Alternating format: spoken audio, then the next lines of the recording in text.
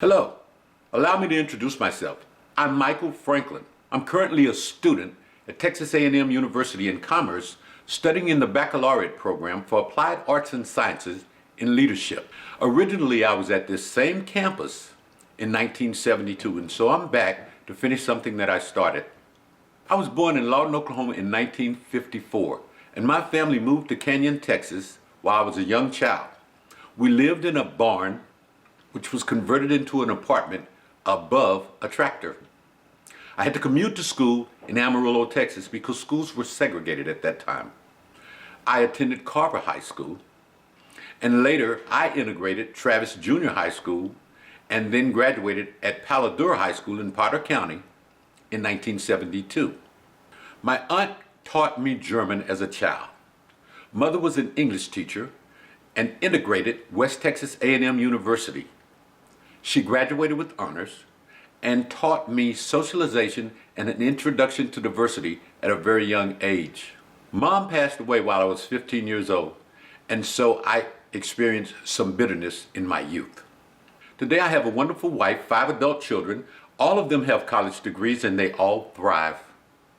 I enjoy playing music, fishing, and building computers. Absent leadership, self-discipline, mentorship, and trust in advisors, I floundered in school in 1972 and 1973. We were very poor. Dad worked 3 jobs. He prayed for me a lot. I left college in 1974 for lack of funds and went to Dallas to work at Mercantile National Bank.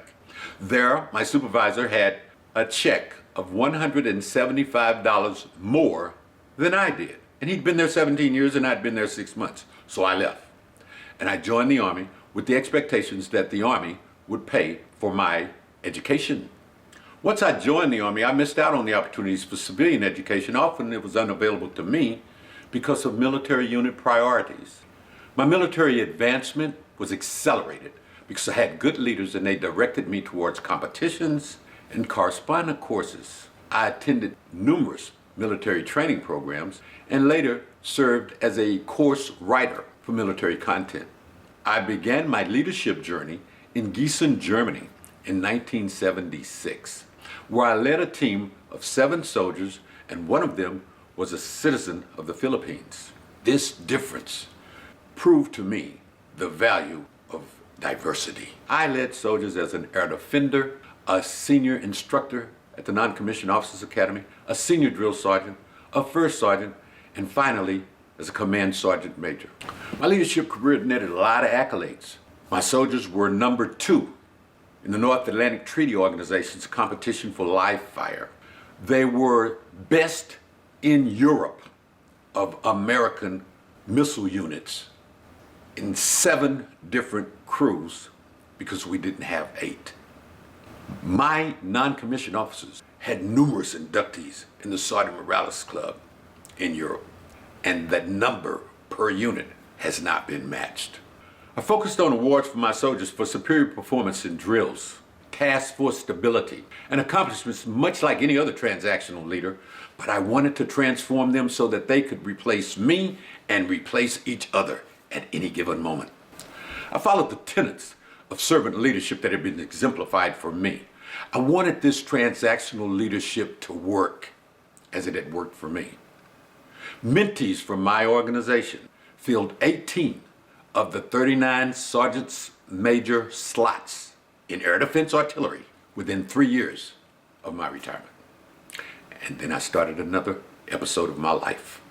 My desire to teach didn't leave. So I signed on with the Plano Independent School District and began teaching JROTC on 3 campuses, and that proved to be a very rewarding process because dealing with youth was unlike dealing with adults. My focus remained on team building and group dynamics.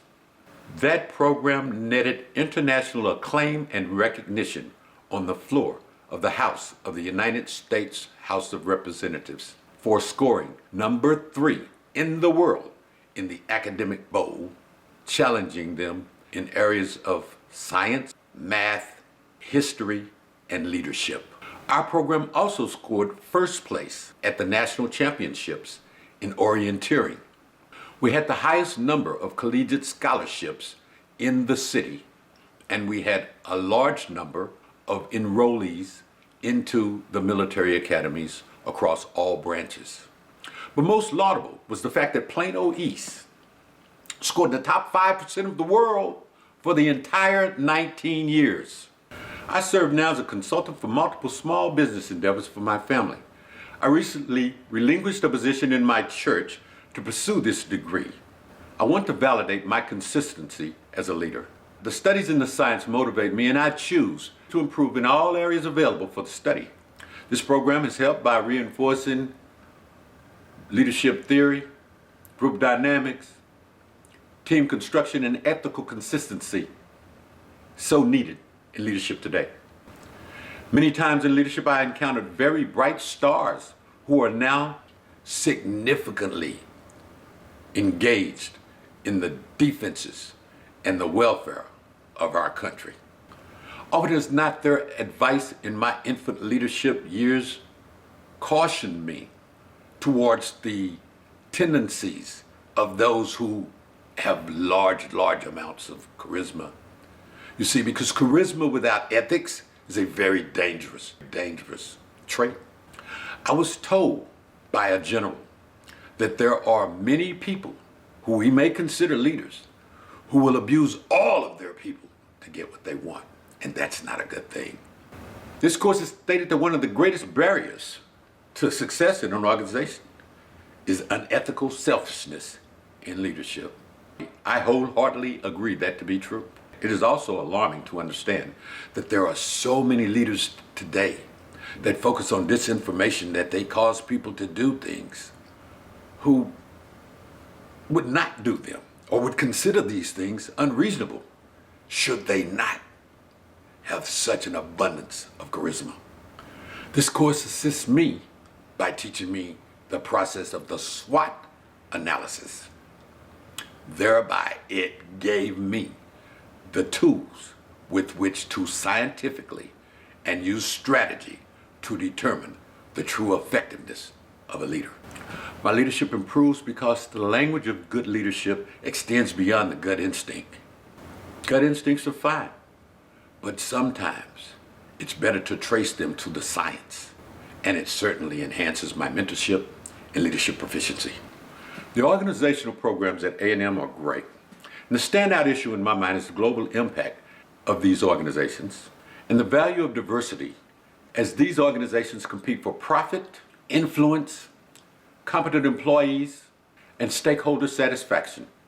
The gravity of international interaction is driven by leadership. I read in college in my early years and found many confusing and disheartening articles of colonization for mineral mining and natural resource extraction on foreign soil. The gravity of international interaction is driven by leadership that I had not taken the time to evaluate. I was so busy seeing the what that I didn't take time to evaluate the why. Data-driven decision-making is what we used in the military. On the battlefield, it's comforting to know that a decision was made based on facts, numerical values, environment, and the capabilities of one's adversary. One example today that we face when we consider data-driven decision-making is that there are chemicals in our water. Does that mean that every home should have a filtration system capable of removing them? Likewise, do we break a country by engaging in conflict on their soil and then leave it broken? Do we extract the resource and allow a civilian population to squander in poor health? Do we change energy sources and omit those that force inequities in places where funding limits human safety and prosperity? Any of these approaches for a solution can only be made sound when you use data-driven decision-making processes. It goes beyond a passing conversation. They must have significant examination before a decision can be made, because society, cultures, values, and diversity all play a role in the final outcome. And so the next chapter in my life and my journey in leadership is that my time to learn is limited only by my personality and experience. I have no excuses for any performances in this course. I hope my perspective is not seen as so biased that it gets no interest. Composing my thoughts is relatively soothing to me, and I must adhere to the challenges of remembering where I learned this or that. My biggest need is for my teacher to ensure that I get it right in the way of citations, because I am truly a product of my environment, teachings, leaders, peers, and doctrine that I may have experienced, witnessed, heard, or read. I've forgotten some sources of my learning and I must relook them. The reason I signed up for this course is the hope that my instructor will sharpen my skill set, thus improving a higher level of proficiency, so that when I teach, mentor, coach, evaluate, or celebrate the successes of my subordinates or team members, that I will be at a higher level as a servant leader and a transformational leader. Thank you.